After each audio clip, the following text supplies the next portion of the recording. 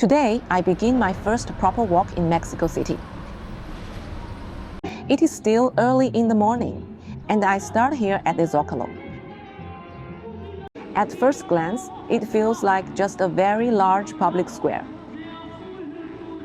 But the longer I stand here, the more I realize that this is not just a square. This is where layers of history sit on top of each other. Before this was Mexico City, this was Tenochtitlan, the capital of the Aztec world. According to legend, the Mexicas were guided here by an eagle on a cactus, holding a snake in its beak. That image still lives today on the Mexican flag. So standing here, beneath it, I feel part of that story.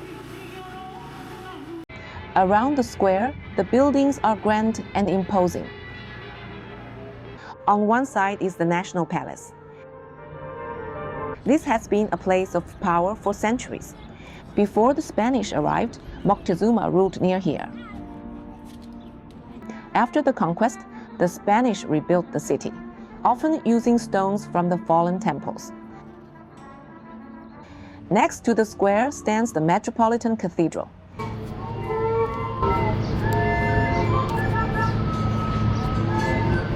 It is massive, beautiful, and heavy with history. It took over 200 years to complete. So inside, you see many different styles: Baroque, Gothic, Renaissance, and Neoclassical. But what strikes me most is not just its beauty. It stands on the sacred ground of the Aztec world. Inside, it feels solemn: gold, stone, shadow, silence. But even here, the ground tells its own story. The city was built on a former lake bed. And over time, the cathedral has sunk. A grand building still slowly shifting. Beside it stands the Metropolitan Tabernacle. Its facade is incredibly detailed. Every carving pulls your eye: saints, vines, symbols in stone.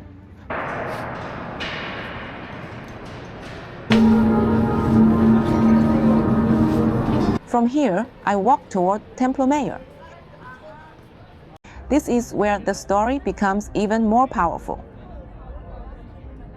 For centuries, the great Aztec temple lay buried. Then, in 1978, a stone carving was found. That discovery changed everything. Excavations revealed this ancient complex. From here, I step onto Calle Madero. The mood changes immediately. The street is lively, crowded, and full of energy. Shops, cafes, street vendors, music, people everywhere. After all that history, the city feels alive again. This street was one of the first built by the Spanish. Today, it feels like a river of people. Everyone moving forward through the same path. Along the way, I pass the palace of Iturbide, a grand mansion from another time. It once housed Mexico's first emperor. His reign was short, but the building remains. Further along is the Church of San Francisco. Only part of it survives today. You actually walk down to enter it, because over time, the building has sunk. Again, the city reminds me, the ground here is always moving. Then I arrive at the House of Tiles. It is instantly recognizable. Blue and white tiles cover the entire facade. It began as a grand home. Today, it is a restaurant. People gather here to eat and rest. History here is not locked away. It is part of the daily life.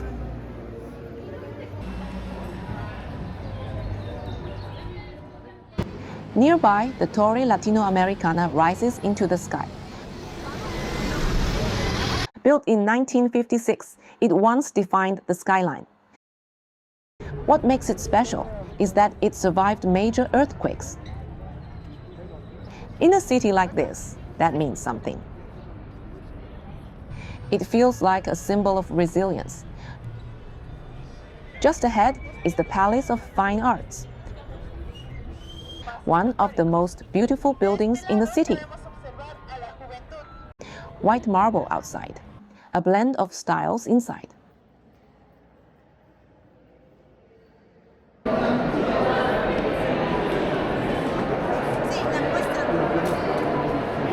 This is where art tells the story of Mexico.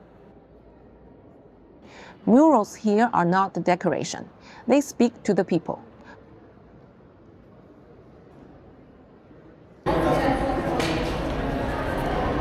For a better view of Bellas Artes, you can head across to the Sears store. Take the lift up to the cafe on the 8th floor.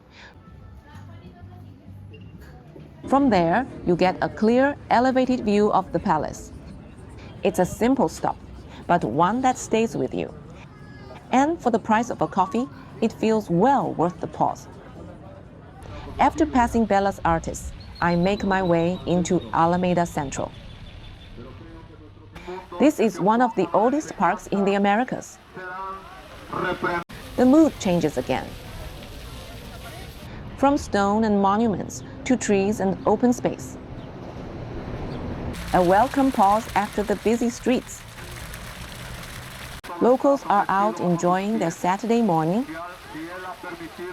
Some sit quietly on benches. Some snack as they walk. Others are just passing through, like me, moving through the city's story. After centuries of history, this feels like a pause. My final stop is the Diego Rivera mural. This museum exists for one single artwork. It had to be moved here after an earthquake. In the mural, everyone appears together. Leaders, artists, vendors, ordinary people, past and present, share the same space. That feels like the perfect ending. Today's walk was more than sightseeing. It was about how a city remembers. The Aztec city is still here. The Spanish city is still here. The modern city is still here. All layered together. And walking through it, I feel very small, but also very grateful. Because for one morning, Mexico City let me walk through its memory. And this is only the beginning of the journey.